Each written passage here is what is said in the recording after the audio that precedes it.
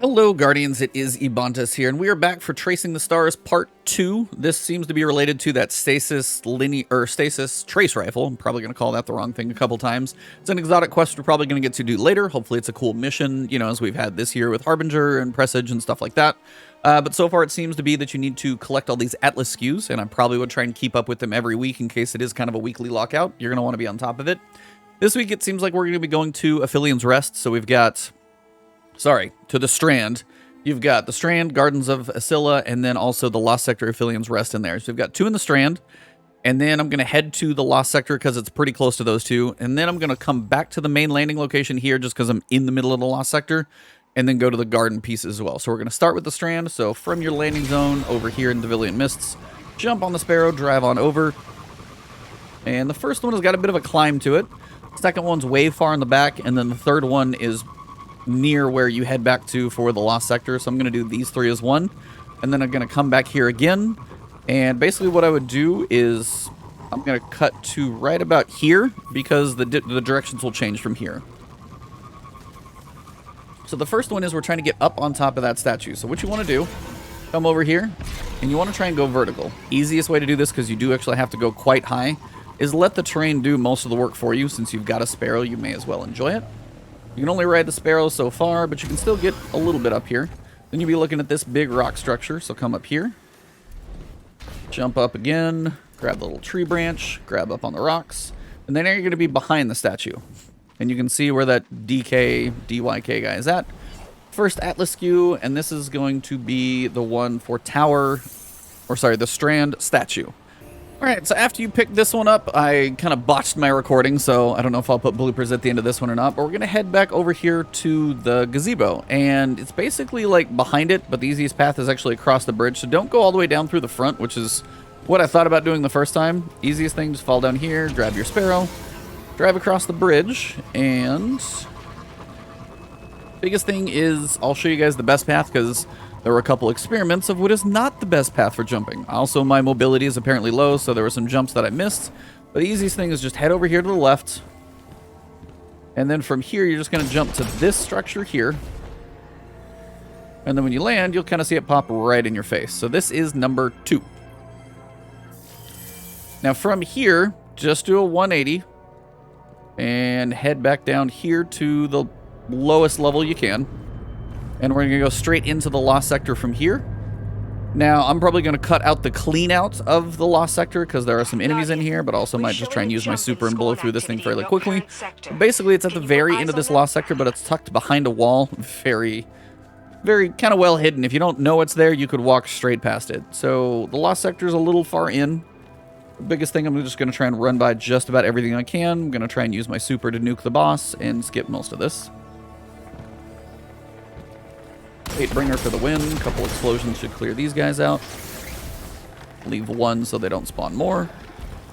And then you got enough enemies, but I'm just going to try and nuke the boss for a couple grenades, do what I got to do.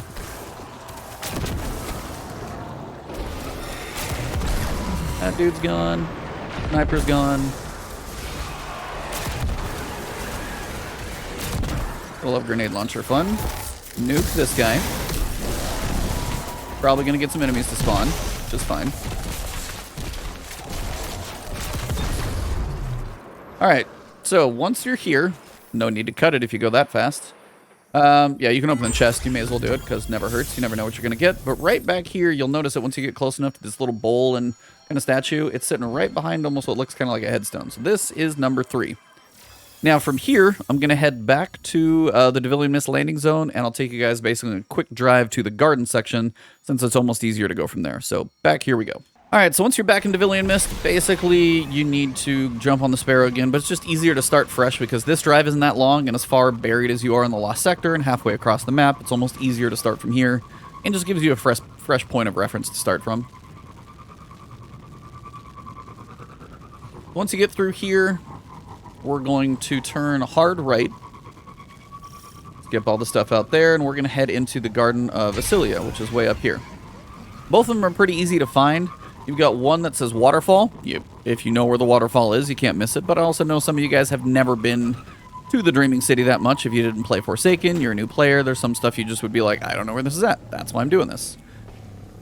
So you can stay on your Sparrow for a good chunk of this, which will help you if you can drive straight. I'm struggling with that right now, it seems. And then as you come up here, travel your way around, skip the ads that might be staring you in the face. They're not really a big worry. You take a hard right, and you guys see the waterfall now. Pretty easy to spot. And it's sitting right in front of it, kind of screaming, hey, here I am. Once you get close enough, they're pretty easy to get. Now, from the waterfall, the last one is right up there by that tree. You can actually see it on my cursor right now. And the easiest way to get up there is without going all the way around. There's a couple easy spots to jump. My mobility is about 5 right now. Leave me alone, Ogre. I'm making a video. Thanks. And this guy. All right, so what I did last time is I just jumped on this rock. Jumped on this little tree branch if I can. And then you're just barely below the lip. So if you jump up, pull yourself back a little bit, and you should be able to clamber up the edge. And it's right here. Now, if you want to come from that direction, you just have to loop around that way and then come back. But the jump's just going to save you a lot of time. And this is number 5. That is your 5 Atlas Skews for tracing the stars. And now I'm going to go do the Atlas Terminal, which is probably just going to get me more story related to this exotic quest. So you guys can have fun with that piece. But hopefully that helps you guys get the 5 Atlas Skews for week 2. For Season of the Lost. If you guys did enjoy the video, please drop a like below. Leave a comment if you guys have anything that I may have missed about this one, but I think this one's pretty straightforward and covered it. If you're new to the channel and you're enjoying the guides, please hit that subscribe button. The support lately has been amazing. Thank you guys for all of that. If you want to, see future videos from me, make it into your YouTube feed, please hit that alert bell. That helps them make it through the YouTube algorithm. If you guys want to support me directly, you can hit that join button on right there next to those buttons as well. You guys can also find me on Twitter at Ebontis. Sometimes I also stream over on twitch.tv/Ebontis, and then sometimes I'm streaming on YouTube, so you can find me on both. But thank you guys. Have a good one, and good luck.